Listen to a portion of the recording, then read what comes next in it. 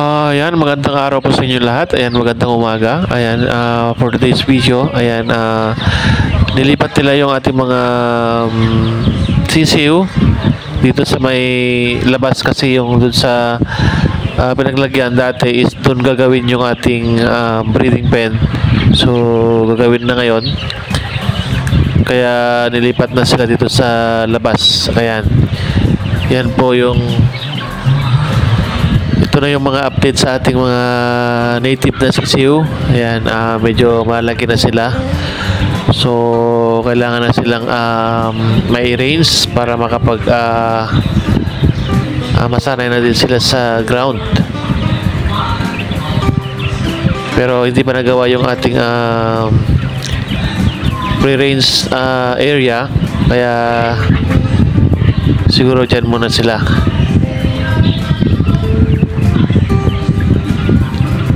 Ayan,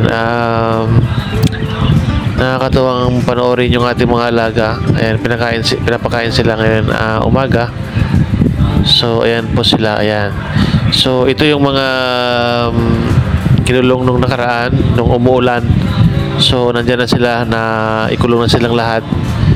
So, dito tayo kukuha ng ating mga inahin. So, tinitingnan ko kanina. So, meron naman mga inahin na pwede nating i-upgrade.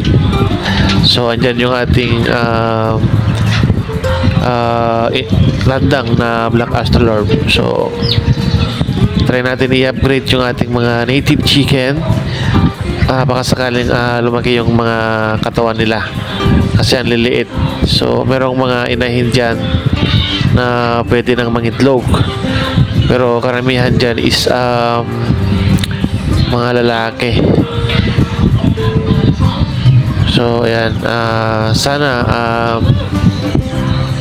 lubuin ng Panginoon na itong gagawin natin ngayon, itong pag-breed ng mga manok, pagpapadami ng manok is magiging successful.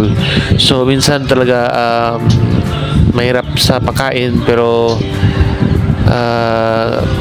magawa naman ng paraan. So, yan,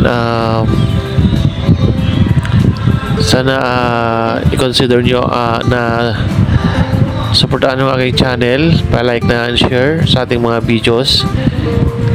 Ayan, ang aking YouTube channel, sana po masuportahan din ninyo.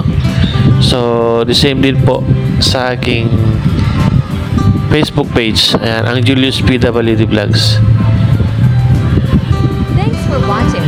Don't forget to like and share. Ayan, thank you so much and God bless.